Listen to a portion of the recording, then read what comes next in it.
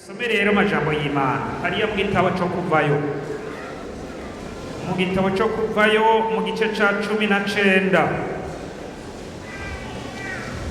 kugira ngo tubanze dusome cane, dusome imirongo itari mike, hanyuma tuce turaba twitege twiyumvirize ico mpemu atubarira. Hariya kuvayo 19 umurongo wa 10 n'uwa 11.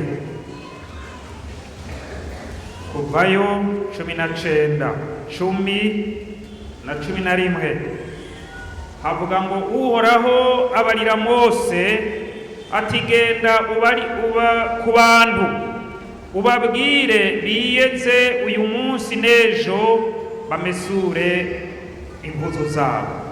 Umunsi ugira gatatu uzushike biteguye, kuko jewe Uhoraho ku munsi ugira gatatu nzomanuka nza kuri uyo musozi Sinayi imbere y'abantu bose.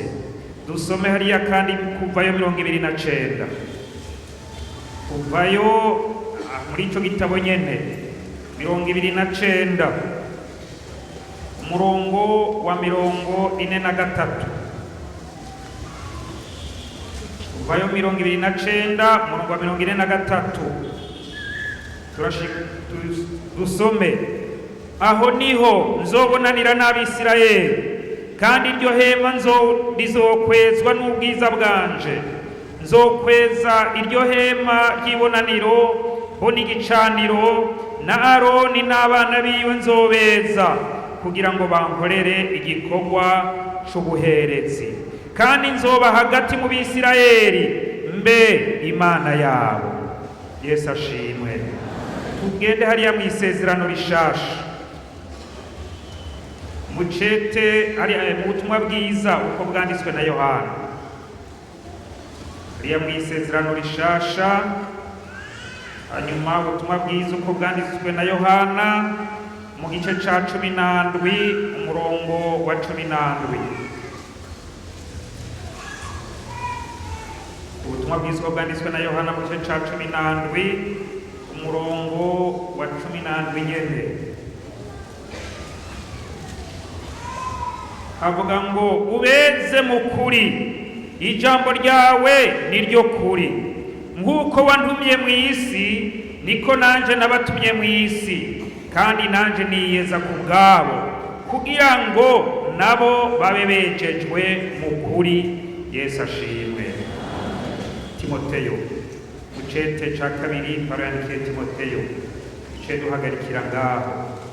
Ujeyo hariya mucete ca 2 Pawulo yandikiye Timoteyo mu gice ca 2 umurongo wa 21. Avuga ngo umuntu niyiyeza akitandukanya n'ibyo azoba igikoresho. Ndasubiramo: umuntu niyiyeza akitandukanya n'ibyo azoba igikoreshwa c'icubahiro, cejejwe, kigiriranye neco ikimazi, catunganirijwe igikorwa cose. Yesu ahabwa icubahiro. Ongera dusenga Imana. Mana nyine ubushobozi bwose, turagushimiye ngene uri Imana nziza. Uramaze kuvugana n'ishengero ryawe biciye mu ndirimbo, ne turaguhaye kaze Mana kugira ngo ushishikare kuduhishurira ya mabanga yawe aciye mu ijambo ryawe. Ushishikare kweza ishengero ryawe Mana, tubisabye mu izina rya Yesu Kristo umukiza wacu, amen. Yesu ahabwa icubahiro. Kuva ku munsi wa gatanu twarabonye amajambo y'Imana. Aya majambo avuga kwezwa. Imana ibarira abantu, genda ku bantu babwire biyeze. Ubarira abantu biyeze. Ishengero ryo mu Kinama yiyeze, abana b'Imana biyeze, abakozi b'Imana biyeze. Kandi insiguro y'ukwezwa iyo twarayivuganye. Ubwa mbere kweza ni kugira ikintu igitunganye, ikintu cera, ikintu kitagira amarabaga, cari canduye kigahinduka kikaba kitanduye. Ahandi naho isiguro kwitandukanya nuva umuntu akava mu by'isi akava mu bisi ntasukiranye ibintu nk'uko na Bibiliya ivuga ko twebwe turi ubwoko bwatoranijwe, turi ubwoko bwera, abami n'abaherezi, abantu bashizwe iruhande, bakuwe hariya mu byaha, hariya mu banyabyaha, bitwa abanyabyaha, twitwa abanyabyaha, ariko ubu twitwa abana b'Imana. Ahandi naho bariko Pawulo ariko arandika yagira ati bene data bera, Yesu ashimwe, kuko turabera, kuko twarakuwe hariya mu isi tuca tuja mu ishengero rya Kristo, mu ishengero ryera, mu ishengero ry'Imana yera. Hanyuma rero ni ukuvuga ngo kwitandukanya, gukura hariya ugashira iruhande. Aho rero ngira ngo urumva wewe nimba waramaze kuva hariya mu isi uri mu mugwi w'abera, Imana ishimwe, uri mu mugwi w'abera. Hanyuma rero twumvise rero ayo majambo, umwe wese ashishikara kumva kugira ngo ushike ku kwera, nuko habaho iki jambo ryitwa kwisuzuma.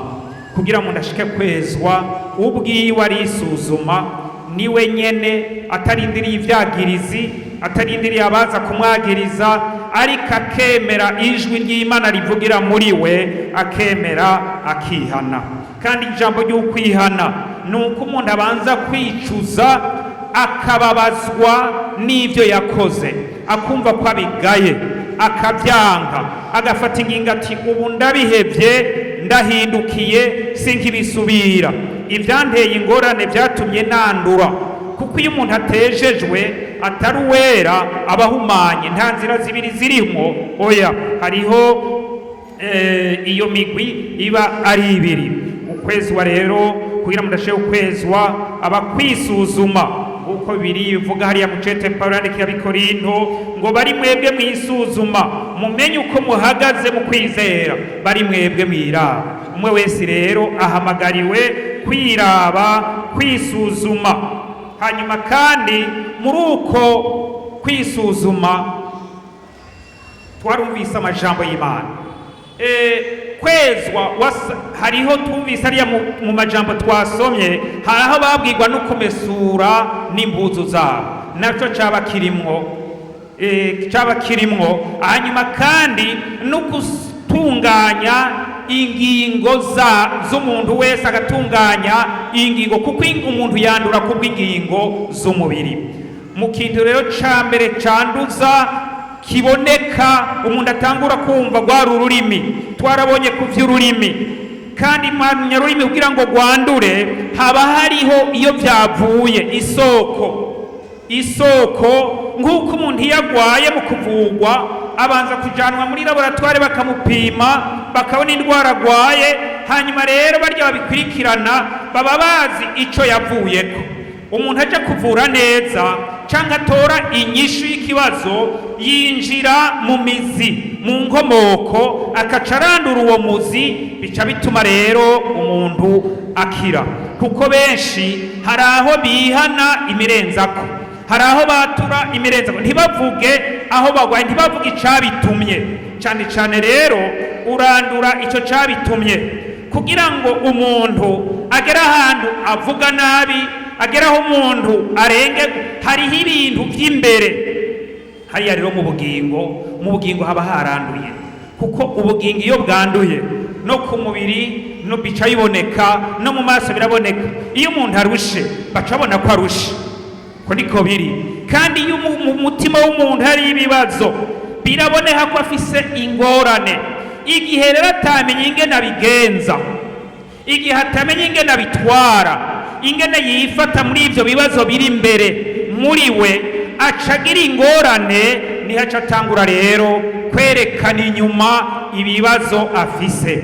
Ivyo rero navyo biva ku kutezwa ko mu bugingo. Bibiliya iravuga hariya mu cete Pawulo yandikiye Abitesalonike mu gihe ca 5 umurongo wa 23, Imana nyene amahoro abari yibeze ubugingo, impwemu kandi n'umubiri. Ibyo byose rero birakwiye kuba ibyejejwe. Hanyuma rero ugira ngo bigende neza n'iri jambo kwezwa. Wemere kwezwa, ukwirikirane kwezwa, aho Imana izogira neza. Kandi kugira ngo ndashike mu ijuru naho nyene nuko yezwa.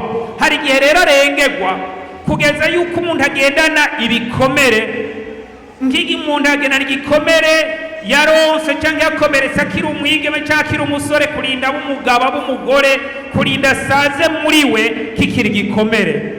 Uwo rero biragoye kugira ngo ashike ku kwezwa, ariko kandi abanza kuraba icyatumye icyo gikomere kiba, hanyuma rero akaca yongera akacatura, bagashishikara kumufasha.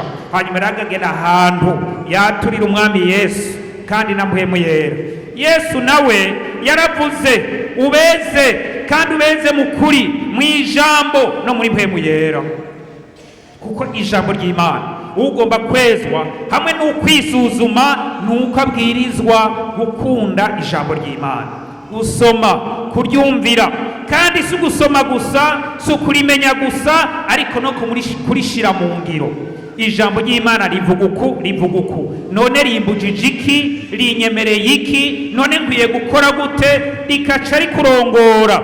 Kandi mpwemu w'Imana niwe akwibutsa ijambo, kuko Yesu niko yavuze. Imana itugirire neza. Intumbero y'ukwezwa, kuko abantu benshi mu bibazo byinshi, mu madini menshi atandukanye hariho ibibazo, naho no mu bakozi harashobora kuba ibibazo, no muri twebwe hoshobora kuba ibibazo, mu baririmbyi hoshobora kuba ibibazo, mu migwi itandukanye no mu basenzi hashobora kuba ibibazo. Kubera iki? Iri jambo ry'ukwezwa barigira rito, kuko bagomba gukemura ikibazo bakoresheje bwa bwenge. Bagomba gukemura ikibazo umuntu afise ibindi anyegeje biri muri we by'inyungu yiwe, ariko mu ishengero ry'Imana umuntu ntarondere inyungu yiwe, cyane cyane arondere iya mugenzi we. Bisaba rero iyo habaye ibibazo, rero inyishu y'ikibazo cyose, mwene data, inyishu y'ikibazo cyose ufise, kugira ngo ugikemure utore inyishu, banza ufate umwanya ukwezwa. Uwo mwanya urahambaye. Gusaba ni kimwe, gusenga ni kimwe, ijambo ry'Imana ni kindi, mugabo banza wiyeze, kuko mu kwezwa ubanza kuraba ukisuzuma, hanyuma ukabanza ukihana. Ubwa mbere iby'iwawe ukabitunganya, hanyuma ukarondera inyungu z'abandi. Kwezwa rero umuntu mbere ukwezwa, ubwa mbere uko twasomye muri ya majambo twatangura ko mu kuvayo, ni igihe uri kuritegurira kuvugana n'Imana. Benshi baje imbere y'Imana bagakorana ngo bariko barasenga, mugabo atakwezwa kurimwo, kandi muri bo nta kuri kurimwo. Abantu benshi ntibashobora kuvugana ukuri. Iyo umuntu ageraje kuburana, harya muzosengera abantu bakunda kuburana, abantu bakunda kuja kuburana murabasengera, nayo bari umukristo. Kubera iki? Kuko aja kuvuga ibija kumufasha ubwiwe, araba ingene yotsinda. Nuvuga ngo ukuri aca guca iruhande, akuzi kandi ati hamwe novuga uku notsindwa nofatwa. Kandi aho tusengera n'abarya baburanira abantu, kuko arashobora kumenya ukuri, ati amateka avuga uku, kandi we uri mu makosa, mugabo hakubarira ngo ubwo rubanza rumbe, akaca agenda rero kandi akaruja ko azi ko ariko aravuga ibitari byo. Imana idufashe. Ukwezwa kurakenewe. Iyo rero bimeze uko, ukaba ugomba kuja kubonana n'Imana, naho wosenga ukikebagura, Imana ishobora kumva. Banza urondere kwezwa. Imana rero irabarira Mose, tigenda ubabarire biyeze. Kubera iki? Imana yari kirategura kubonana n'ubwoko bwayo. Ngira nururuke uje ku musozi, hanyuma ariko ubashingira karimbi aho baguma, ariko nawe ugenda udwebere winjire. Yesu ashimwe. Imana rero yagomba gutegura ishengero ngo ibonane nabo, nguko nawe imaze iminsi gutegura, n'ubu nyene iriko iragutegura kugira ngo Imana yihure nawe, uganire n'Imana. Ndakwifurije kubonana n'Imana. Haleluya. Ubonane n'Imana. aha twoshobora kuririmba tukaririmba tugashishikara tugashika no ku mugoroba imana tutarayibona nimba tutejejwe. Mugabo twejejwe ijambo rimwe gusa imana irururuka. Twarabonye ingene dusubiye inyuma gato mu byo twabonye ingene imana yurutse no mu ihema, kuko yaremeye no mu ngoro izoza yiyerekane yongere kandi yeza abakozi yeza abaherezi yoza ishengero ryose, eka no mu ngoro naho nyene imana ishimwe. Hanyuma rero ugomba kubonana n'imana ni ukwiyeza. Ikibirikira ni uko wiyeza. Hakeneye kweza kugira ngo abantu bakorere imana, kuko abantu benshi baja mu gikorwa batiyejeje. Benshi baravuga ubutumwa batabaje gufata umwanya wo kwiyeza.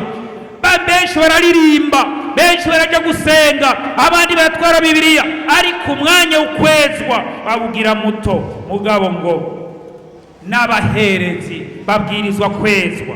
Gukorera imana rero ubanza kwezwa. Iyigira gatatu, ugira ufata urugendo, naho nyene urabwirizwa kwezwa, kugira ngo naho nyene imana ishishikare kugufasha igushikane kuri ya masezerano.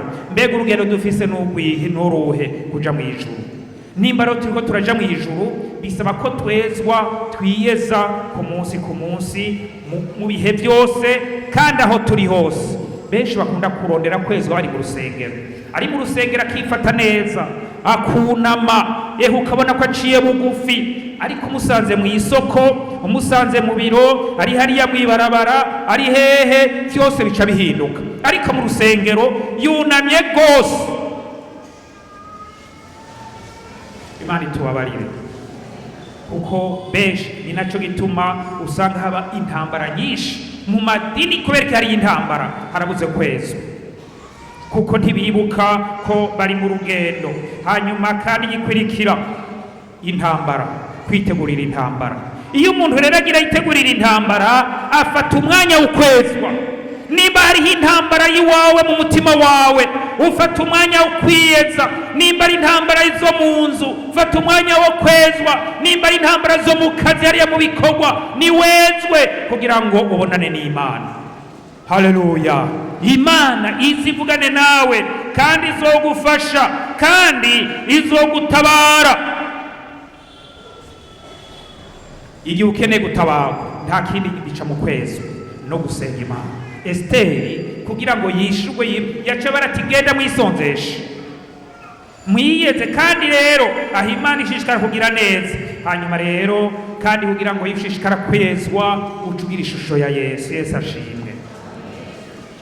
Kurondera ubushobozi bwo kuganza umubiri, naho nyene kugira ngo uganze umubiri wawe, kugira ngo ntutwabwe n'ivyifuzo vy'umubiri, kugira ngo yamanyama hagarare. Tubisaba ari ko babiririmbye, kugira ngo amanyamahere, kugira ngo uce bugufi ushobore gushigwa hejuru, nuko naho nyene ufata umwanya wo kwezwa. Imana iduhezagire.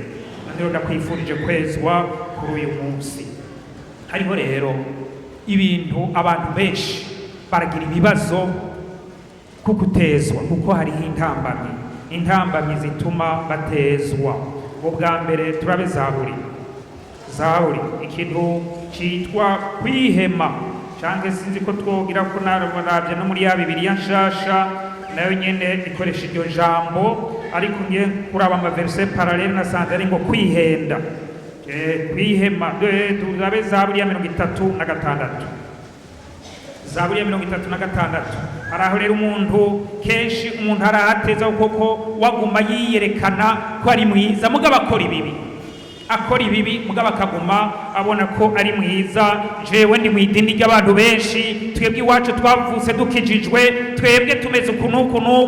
Hanyuma rero ukazusanga rero aguma ahagaze hahandi. Cyane naho jewe nakijijwe kera, nabonye akiza kera, nabatije mu impemu yera kera, ariko kandi aheruka uwo mugisha w'Imana kera. Hariya Zaburi ya 36, duhere ku murongo wa mbere. Ubugarariji bw'umunyakibi buvugira mu mutima wiwe, nta gutinya Imana kuri mu maso yiwe, kuko yihema ubwiwe, kukugabitanya kwiwe kutazomenyekana ngo yankwe. amagambo yo mu kanwa kiwe n'ubugabitanya n'ubugunge.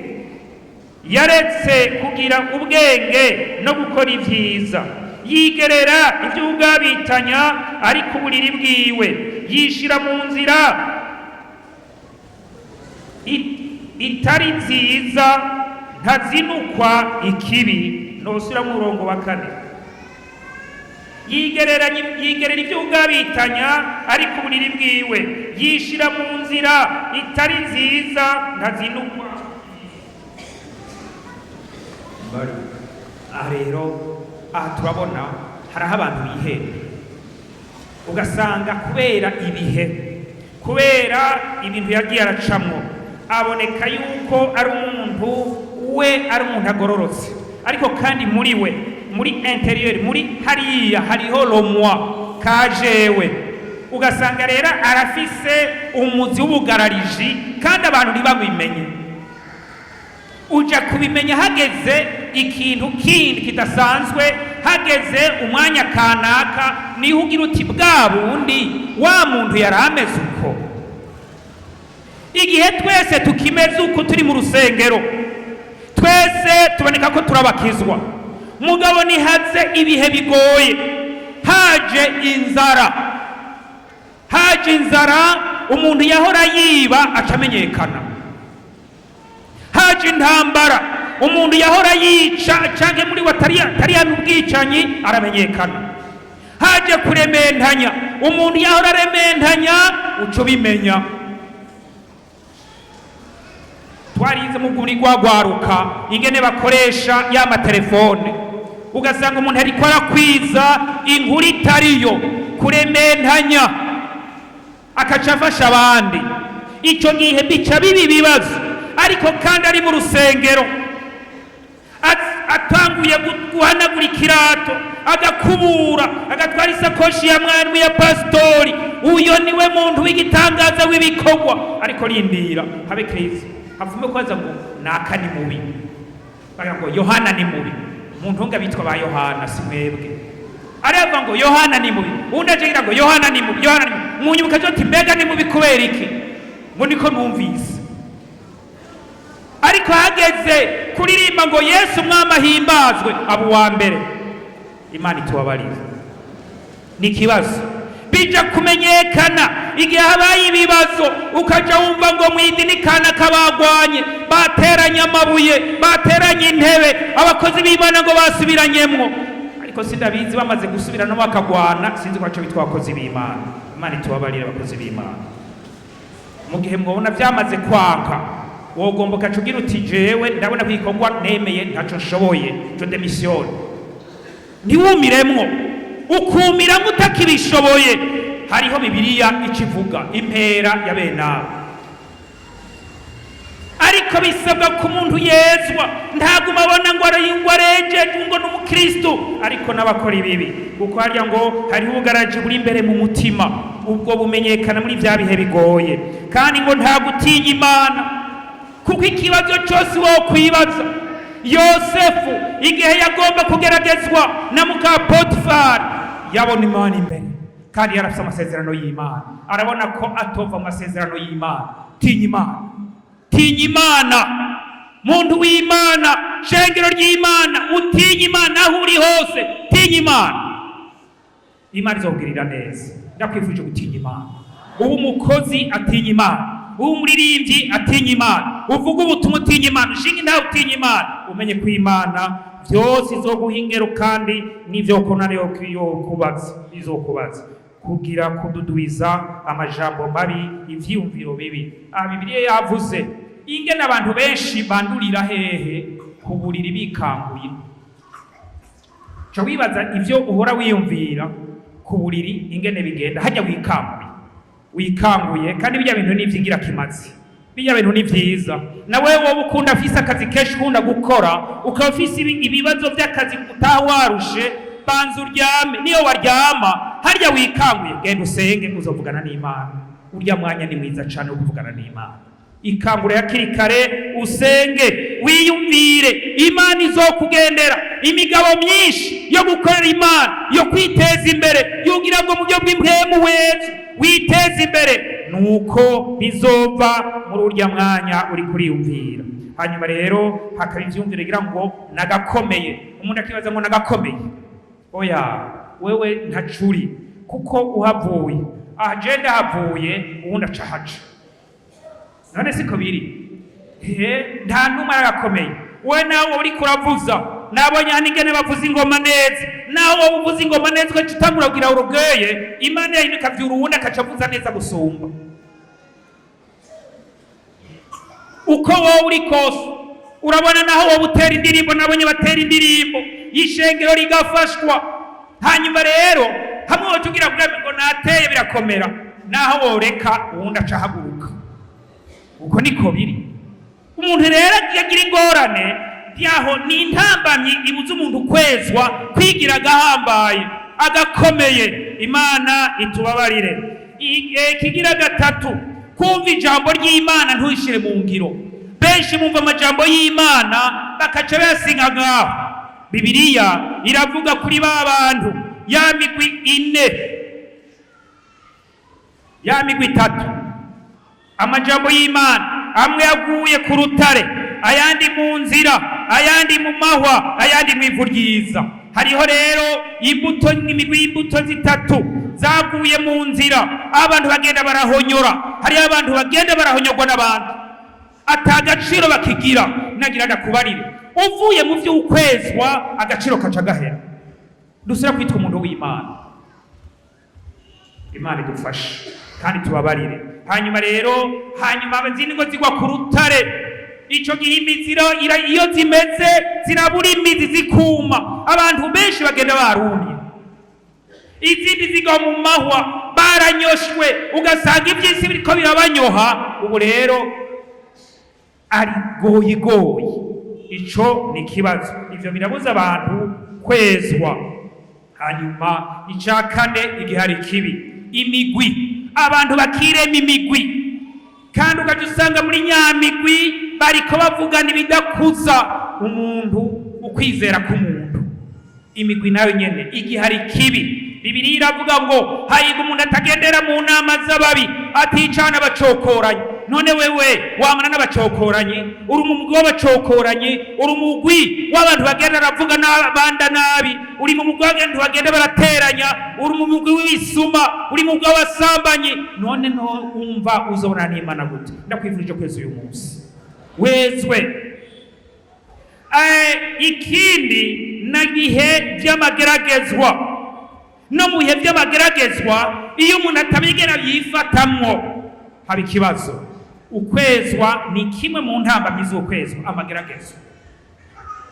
Mpereye ku migwi itandukanye, amageragezwa arashobora kuza. Abantu ntibumvikane, umukana kuri kurakora, komite kanaka iri kirategura urubanza, canke mu muryango ntimwumvikane, canke naho na twebwe vyoshoboka. Mbega twebwe twama ivyumviro vyacu natwe duhuza. Hari igihe dushobora guhuza mugabo.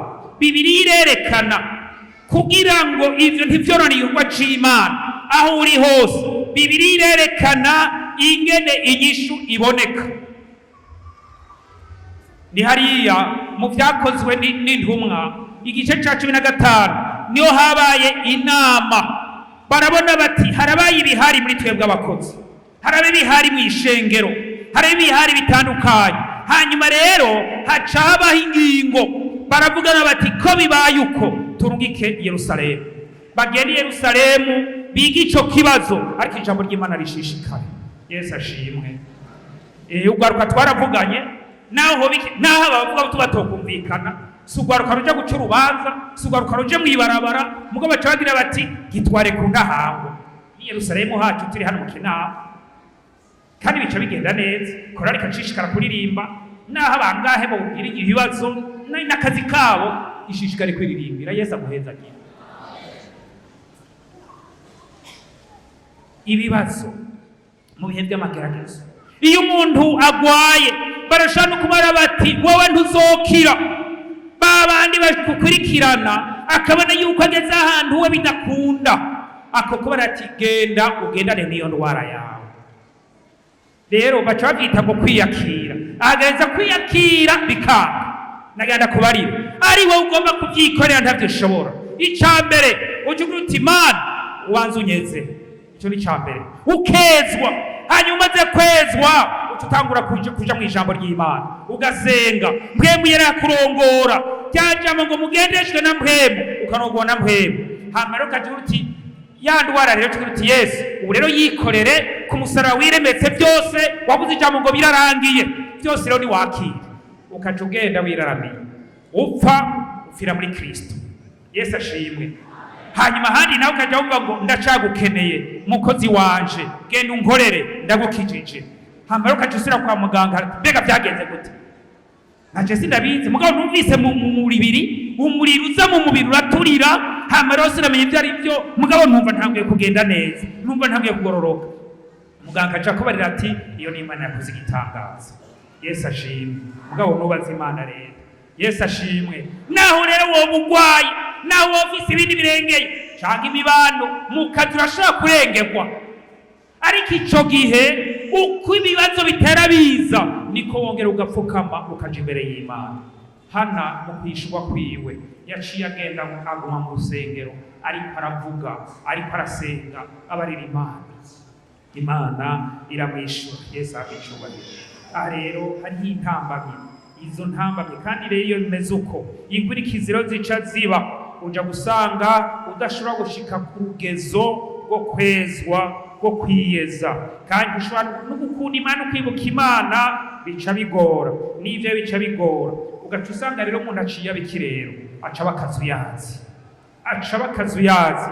Hariya mu vyeshere Yohana 3:17 ijero yibwirwa akazuyazi, kuko urakazuyazi udakonje kandi ntubire, kuko uca muri ya ngwara yanje, ya ngwara yanje, oya si ngwara yanje, si yawe, oya vya bibazo vyanje si ibyawe. Irya misozi nagenda kubarire wowe, shishikara kwezwa, Imana izoshishikara kugutabara.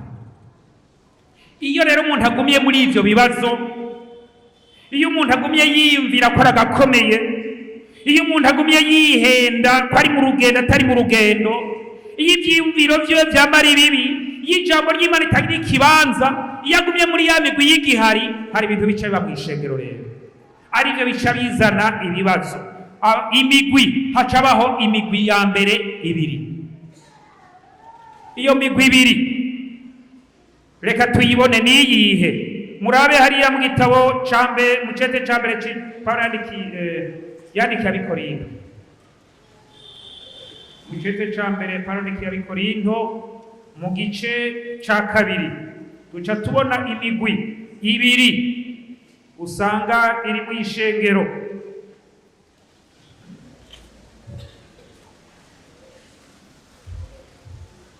Mu cete ca mbere Paulo yandikiye Abikorinto kabiri 14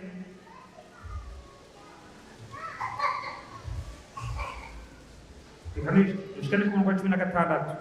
Ariko umuntu afise umubiri n'ubwenge gusa ntiyemera ibya mpwemu w'Imana, kuko ari ubupfu kuri we, kandi ntashobora kubimenya kuko vyitegerezwa mu buryo bw'impwemu. Ariko umuntu w'impwemu asesa byose, kandi ubwiwe ntawe umusesa. Ninde yigeze kumenya ivyiyumviro by'Uhoraho ngo yigishe Uhoraho? Ariko twebwe dufise ivyiyumviro vyande vya Kristo. Yesu ashimwe. Aha turabona abantu bari uburyo bubiri, baca uburyo bubiri. Hariho umuntu w'umubiri ari mu mubiri no mu bwenge bwiwe, uyo nawe nyene arashobora kuba mw'idini. Ariho dushobora kuvuga umugabo cyangwa umugore naturel, ni kwa kundi ari no mubiri, ari no mu bwenge, intelligence. Ico gihe rero uwo n'umugwi umwe ushobora kuba uriho aha muri uyu murongo wa 14. None abari umugwi uwuhe? N'umugwi utaravuka ubwa kabiri, n'umugwi ushobora kwinjira mu idini ariko ntavuka ubwa kabiri.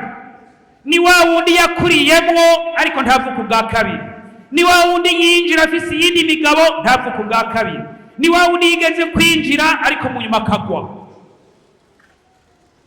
Uwo rero niwe ashobora gutera n'ibibazo ukumva ngo hariyo intambara, kandi uyo arashobora kuririmba, arashobora gusenga, arashobora kuba umuvugabutumwa, arashobora kuba n'umupasitori. Uyu arabaho. Ni nacyo gituma ashobora kumvikana intambara. Kubera iki? Ntiyahindutse, ntiyavutse ubwa kabiri. Nuba ngo ntiyahindutse, ntiyabaye icaremwe gisha. Bibiliya iravuga hariya mu cete cya kabiri c'Abikorinto ngo iyo umuntu amaze, hariya harabivuga, reka tuhasome tumaze tujeyo hariya mu cete cya kabiri c'Abakorinto, candikwa Abikorinto 5:17. Nuko rero umuntu wese yari muri Kristo aba ari icaremwe gisha, ibya kera bihise byose biba bicitse bisha. Ikibazo rero, uyo muntu aca yinjira n'ibya kera kuko ntiyahindutse. Yari umunyamacakubiri igihe atari bwakizwe, yinjiye mu ishengero yarayinjirana, ico gihe no mu ishengero bizoguma ariko biri. Nimba yinjiye yahora ari umusuma, ari umubandi, n'igihe yinjira adahindutse azoguma ari umubandi.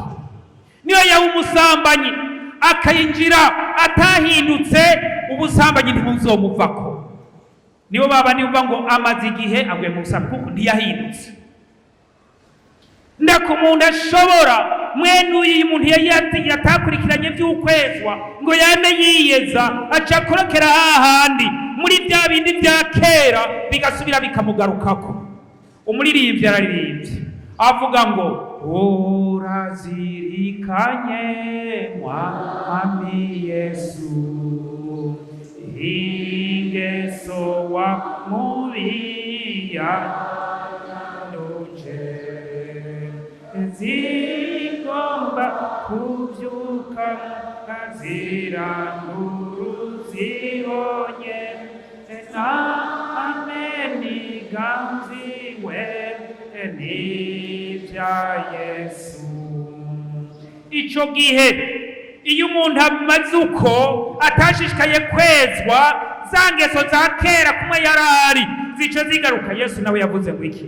Iyo asubiye inyuma, byambwemu yari muri we ikigenda ariko irayerera ikagaruka muri we, ihamagara izindi zikaca ziza ari ndwi. Nuvuga ngo ububi bwiwe buzoba bubi inshuro ndwi. Nimba yahoranywa icupa rimwe imbere atarinjira mu idini, akinjira hanyuma agasubira inyuma canke ntiyihane ngo ahinduke, ico gihe asubiye inyuma yaranywa icupa rimwe azoca anywa amacupa ngahe? Nangahe? Indwi. Nimba yahoranywa amacupa abiri azoca anywa amacupa 18.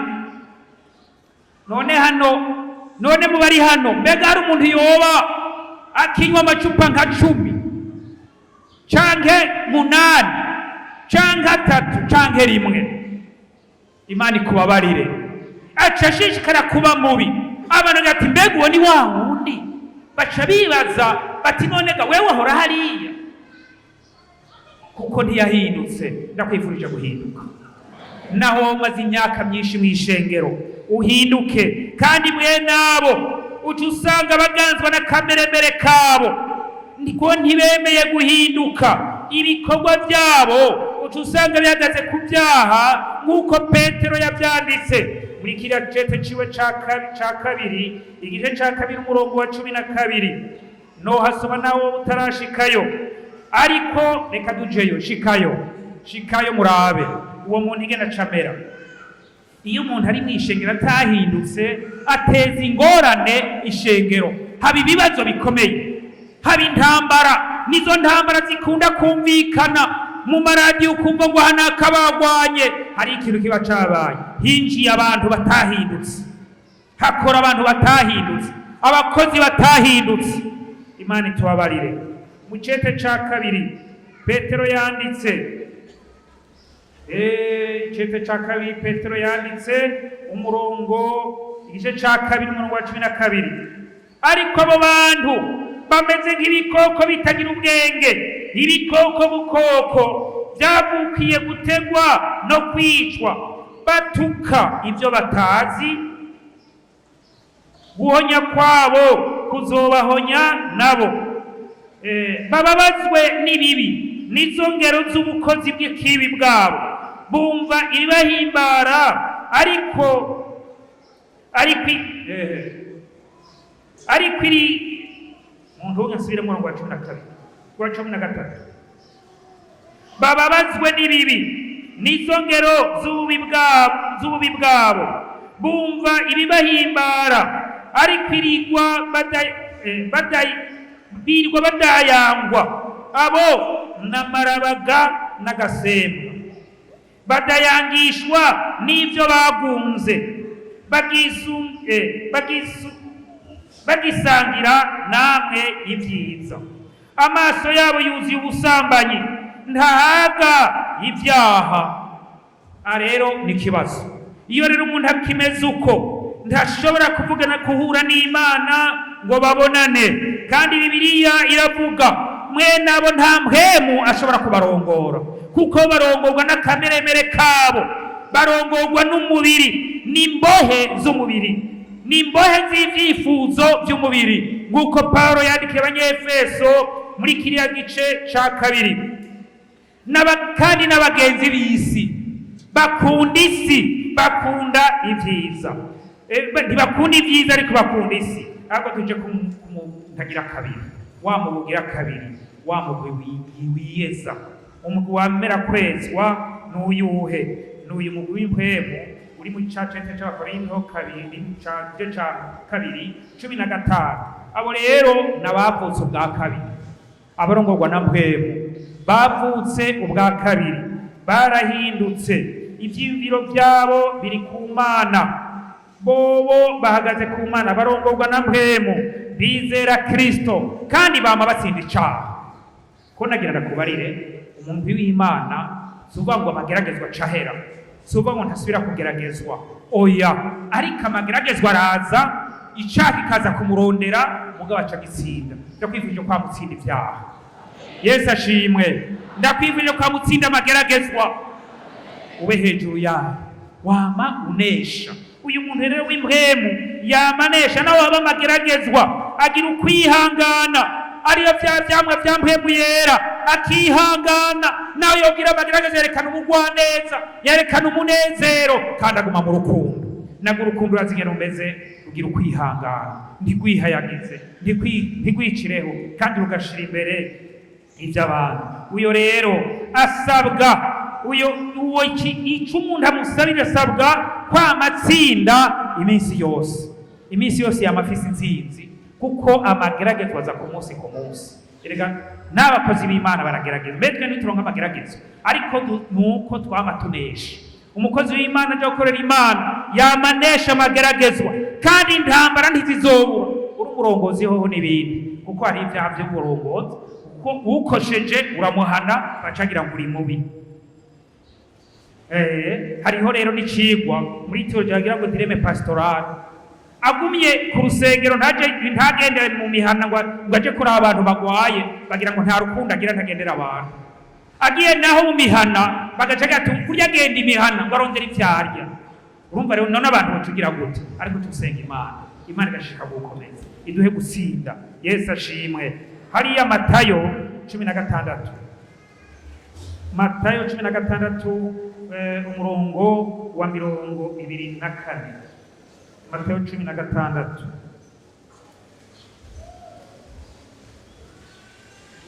Matayo 16 umurongo wa 24. Yesu hari ico yavuze kuraba aba bavutse ubwa kabiri, caregisha ivya kera vyaraheze, ntagusubira inyuma. Hanyuma agira ngo buno Yesu abwira abigishwa biwe ati umuntu niyagomba kunkurikira niyiyange, yikorere umusaraba wiwe, agire gute? Ankurikire. Ankurikire. Tugende tubandanye. Kuko ugomba gukiza ubugingo bwiwe azobura, ariko uzohema ubugingo bwiwe ku bwanje azoburonka. Kandi umuntu vyomumarira iki kunguka ivyo mw'isi byose, niyakwa ubugingo bwiwe kw'iciro? Cyangwa umuntu yotanga iki ngo acungure ubugingo bwiwe? kuko umwana w'umuntu azohava aza afise ubwiza bwa se azananye n'abamarayika biwe, niho azoca yishura umuntu wese ibikwiranye n'ivyo yakoze. Yesu ahabwa icubahiro. Uyu rero yavutse ubwa kabiri, uyu yamaze muri uyu mugobantu w'impwemu, yemeye kugendeshwa na mpwemu, numva ngo yarihanye, yaragaye ibyaha yagendeyemwo, aricuza, arabona ko akwiye kubiheba, ateguye gukurikira umwami wanje Yesu, arahindukira, aratura, aca ashishikara kwezwa mu ijambo ry'Imana, aremera kugendeshwa na mpwemu. Uyo rero yamana amageragezwa, ariko kandi aremera agaheba, naho yosonza, naho yogira ibibazo, naho yokwakwa uburenganzira bwiwe, akakwa setuwa, aramenya ati jewe ndafise aho ntumbera, Yesu azogaruka. Yesu ashimwe. Witeguriye kuza kwa Yesu. Umuntu rero yemera kwezwa kugira ngo yitegurire no kuza kwa Yesu. Abo bantu rero bamana intsinzi, akanesha ibyaha. Hariya muri iki cete Pawulo yandikiye Abaroma, icete turacari kuri iyo ntsinzi nyene. Mu cete Pawulo yandikiye Abaroma mu gice ca 13, reka tuharabe, kuko kuri wewe ni ijambo ryiza cane rigufasha, rigutera intege. Aya n'amajambo y'Imana. Abaroma 13 rere ku murongo wa 12. Ijoro rirakuze bugira buce, nuko twiyambura ibikorwa by'umwiza, twambara ibigwanishwa by'umuco, tugenda n'ingeso nziza nk'abagenda ku murango, tutadandahigwa, tutaboregwa, tudasambana, tudakora ivy'isoni nke, tudatongana, tutagira ishari, ariko mwambara umwami Yesu Kristo, kandi ntimubabare ivy'umubiri ngo mukore ivyo mwifuza. Aba rero n'impanuro ya babandi. Utarihana rero yihana uyu munsi kugira ngo nawe yitegure, kuko nubwo tubona ngo kugaruka kwa Yesu kuregereje. Aha rero Bibiliya iravuga ingene abo bantu bateza kwama banesha, kandi muri uko kunesha kwama n'ingeso nziza, kubo hanze mu bisi, mu mageragezwa. Ntidukwiye guhindurwa n'ibihe. Ibihe ntivyigere biguhindura mwene data, mupfasoni, ibihe ntibiguhindure mushinga ntahe, mugenzanje, ibihe ntibiguhindure bakozi b'Imana, ibihe ntibiduhindure, oya, ariko tugumane ingeso nziza ku murango, tugende nk'abagenda ku murango, tutadandahigwa, tutaboregwa, tudasambana, tudakora ivy'isoni. Uko muri iki gihe ibyaha by'ubusambanyi byaragwiriye, abadayimoni bateza ubusambanyi mu migwi yose itandukanye, uri mu bato, uri mu bubatse, uri no mu bakozi b'Imana, hirya no hino uzovyumva ubu abadayimoni barasoba ubusambanyi. Wirinde, urondere kwezwa kugira ngo uzobone Imana. Wirinde ivy'isoni nke, wirinde kuvuga amajambo mabi, wirinde kuvuga ibiteye isoni. Nigeze kubarira urwaruka, ntimushire hejuru amatelefone y'anyamandroid, barashira hejuru. Mwese munzanira, hagira unzanira message ya nyuma ya rose, nta numwe na rose. Ndabareze rwaruka. Hanyuma rero twagiye tuti icyo twabahanuye ni mukuremwe amakode, abavyeyi banyu bahore baraba izo telefone. Abandi baje ngo mbega bazikura he? None muvyeyi kumwe nafite telefone yayikuye, yabikubariye mama. Imana tubabarire. Kuko muri ibi nyene usanga muri ibi bihe harabwa ivy'isoni nke. Abantu rero ugasanga bagenda baraheze, abandi bari gutongana. Abantu muri iki gihe hirya no hino wumva bari gutongana, hariho amamanza hirya no hino, bari kumwe wese yitwarira uyundi. Kubera iki? Kandi nabishengero. Imana idufashe twezwe, kuko utejejwe ntazobona Imana.